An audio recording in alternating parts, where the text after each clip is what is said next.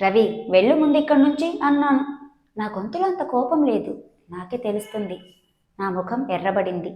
పక్కకు విసురుగా తిరిగి, నేను రేపు ఊరెళ్ళిపోతున్నాను అన్నా. తను లేక నువ్వెళ్ళిపోతే భోజనం ఎలా అన్నాడు. నేనేమనలేదు. మరీ ఫ్రంట్ ఓపెన్ జాకెట్ వాడతావేంటి, పెద్ద వయసు అయిపోయినట్టు అన్నాడు. సడన్గా వాడి వైపు చూస్తూ బయట సర్దుకున్నాను. పాలున్నాయా అన్నాడు. ఏం టీ తాగుతావా అన్నాను. పాలైతే బెటరేమో అంటూ కొంటె నవ్వు నవ్వాడు. లేవు అన్నా గట్టిగా. నాకు ఒళ్ళు మండింది. అసలు నేను నీ అక్కని అని గుర్తుందా? నాతో ఇలాగ మాట్లాడటం ఏంటి? ఓ, అక్కవి కదూ. తను లేకపోతే అందరూ నా పెళ్ళాలే అనిపిస్తుంది.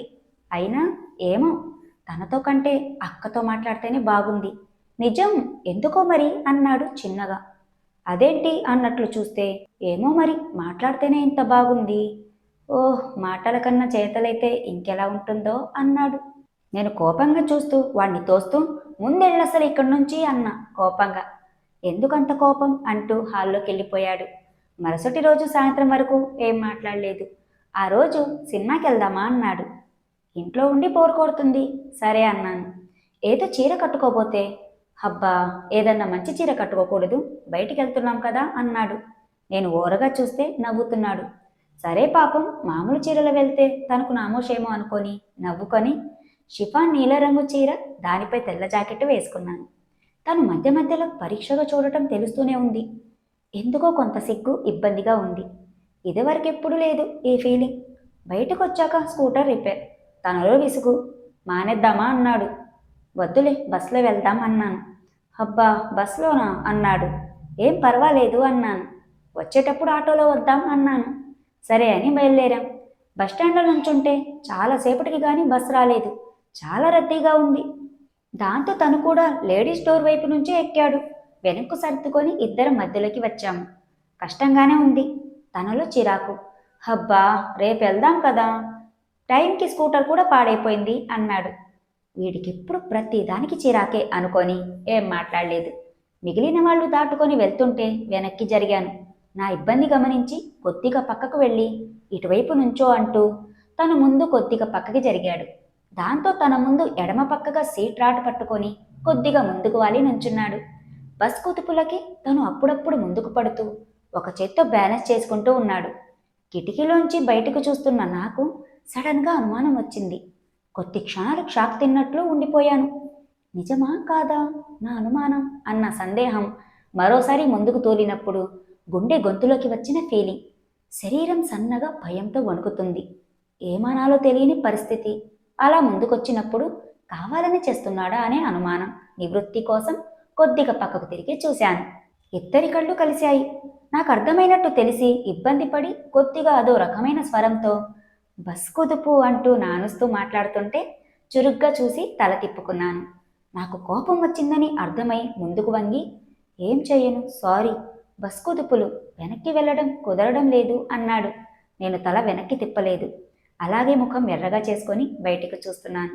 చెవి దగ్గర వంగి, బస్సులో వెళ్ళడమే బాగుంది కదూ అన్నాడు చిన్నగా.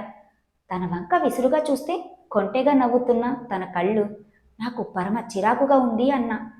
కసిగా వత్తి పలుకుతూ, బస్సులో బాగాలేదా, ఇంట్లో అయితే బాగుండేదేమో అన్నాడు ఎవరికి వినిపించకుండా. నోర్ముయ్ అన్నా కోపంగా. సరే సరే అంటూ నవ్వాడు. సినిమా హాల్ దగ్గరకు వచ్చింది బస్సు. ఇద్దరం దిగాము. సినిమా హాల్లోకి వెళ్లే వరకు ఏం మాట్లాడలేదు. జనాలు తక్కువగా ఉన్నారు. కొత్త సినిమా అయినప్పటికీ చాలా రోజులు అవడం వల్ల కాబోలు జనం పలచగా ఉన్నారు. ఎదురు సీట్లో ఏవో 2 జంటలు కూర్చున్నారు. కొద్దిసేపు అయ్యాక ఒక జంట లేచి ముందు సీట్లోకి వెళ్ళింది. చిన్నగా నవ్వాడు. ఏమిటి అన్నట్లు చూస్తే గుసగుసగా, పాపం ప్రైవసీ కోసం అనుకుంటా అన్నాడు. ఈలోపు వెనక ఉన్న వాళ్ళు ముందుకు వంగి ఏదో చెప్పబోతుంటే ఏటి అన్నట్లు వెనక్కు చూశాను. అతను చెప్పింది నాకు అర్థం కాలేదు. వెనక్కు తిరిగి రవి అడిగాడు అతన్ని ఏంటని. కొద్దిగా మీ ఆవిడని ముందుకు కూర్చోమనండి, నాకు కనబడ్డం లేదు అన్నాడు. సిగ్గుతో ముఖం ఎర్రబడింది. మొగుడు పెళ్ళాలం అనుకుంటున్నాడనుకొని. వాడి మొహంలో నవ్వు, కొంటె నవ్వు. నా వంక చూడకుండా అతనితో అలాగే అన్నాడు. కానీ అప్పటికి వెనక వాళ్లకు కనపడడం లేదనుకుంటా. వెనక సీట్లోకి మరో 2 వరుసలు వెనక్కి వెళ్ళి కూర్చున్నారు. సినిమా కొద్దిసేపు నడిచే వరకు ఏం మాట్లాడలేదు. పక్కకి వరిగి కూర్చున్నాను, పొరపాటున కూడా తగలకుండా. మరీ అంత జాగ్రత్త వద్దులే అన్నాడు. ఓరగా చూస్తూ చివాలన బయట సర్దుకున్నాను. నా చర్య గమనించి సినిమా వైపు చూస్తూ పాపం బావ సరిగ్గా పట్టించుకున్నట్లు లేడు అని చిన్నగా అన్నాడు. నాకు అర్థమైంది. అర్థం కానట్టే ఉన్నాను. కానీ వాడి మాటలకు రక్తం ముఖంలోకి పొంగుతుంది. ఏంటి వీడు ఇలా తయారయ్యాడు? అసలు తప్పు నాదే. వాడి గదులకి చూడటం వల్ల ఇదంతా లోకువయ్యాను అని తిట్టుకున్నాను. పక్కకు తిరిగి సడన్గా చేయి పట్టుకోవచ్చా అని అడిగాడు పర్మిషన్ కోసం అన్నట్లు. చురుగ్గా చూశాను. సమాధానం చెప్పలేదు. ఇక్కడ చైర్ హ్యాండిల్ మీద ఎక్కడో కాదు, జస్ట్ ఇక్కడే అన్నాడు కొంటె నవ్వు నవ్వుతూ. కోపంగా తల తిప్పుకున్నా. అఫ్కోర్స్ ఇక్కడ పెట్టుకుంటే బావకేమీ నష్టం లేదనుకుంటా అన్నాడు. మీ ఆవిడకేమన్నా ఉంటుందేమో చురుగ్గా అన్నా. దాంతో చెవి దగ్గరకు వంగి మరీ ముందుకు వెళితే నష్టమే అనుకుంటా, ఇక్కడ వరకేమీ కోపం రాదులే అన్నాడు చిన్నగా. అంత భయమా తనంటే అన్న. భయం లేదు కానీ పస్తులు ఉండలేనుగా అన్నాడు. ఏం కోపం వస్తే భోజనం పెట్టదా? అప్రయత్నంగా ఆలోచించకుండా అడిగాను. ఓహ్, ఆ భోజనం దేనికి? పెట్టకపోయినా పర్వాలేదు, హోటల్కి వెళ్ళొచ్చు. రాత్రి పస్తులు పెడితేనే కష్టం కదా నవ్వుతూ చిలిపిగా అన్నాడు. చాలే ఊరుకో, సిగ్గు లేకుండా అన్న. ఏ నువ్వు పెట్టవేంటి బావని పస్తులు, నీకేమైనా కోపం వస్తే అన్నాడు. నవ్వి ఊరుకున్నాను. మీ ఆడవాళ్ళంతా అంతే, నాకు తెలీదా? అక్కడే ఆడుకునేది మాతో, చెప్పకు మీ విషయాలు, మాకు తెలీవా? పైగా మమ్మల్ని అంటారు మేము ఆడుకుంటామని. అఫ్కోర్స్ ప్రారంభంలో మీదే పై చేయనుకో, తర్వాత మేమెప్పుడు పైన మీరు కింద, అవునా అని అన్నాడు. ద్వంద్వార్థంతో అంటున్నాడని అర్థమైంది. ఏమనలేదు. సినిమా చూడు ముందు అన్నా. అబ్బా, ఆ సినిమా కంటే ఇక్కడ సినిమా బాగుంది దగ్గరగా అన్నాడు తొలగిన నా పైట వంక చూస్తూ. సర్దుకొని ఎప్పుడు ఆడవాళ్ళను చూడలేదా అన్నా కోపంగా. చూశాను, కానీ ఇంత బలమైనా అని ఆగాడు. ఏం పాపం, మీ ఆవిడ తక్కువదా అన్నాను పరీక్షగా చూస్తూ.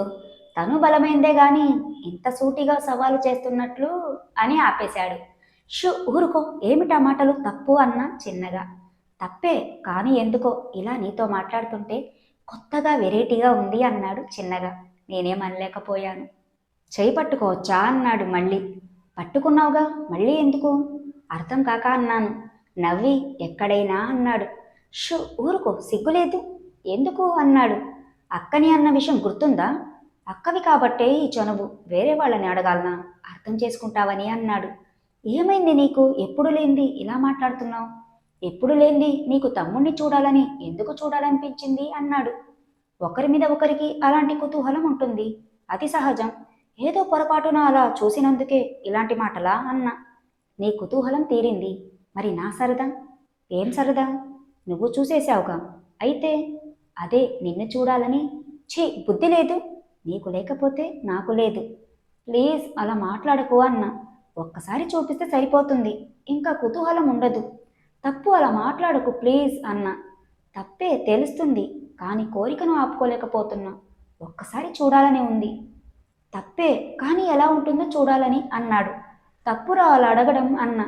నీరసంగా ఉంది నా గొంతు.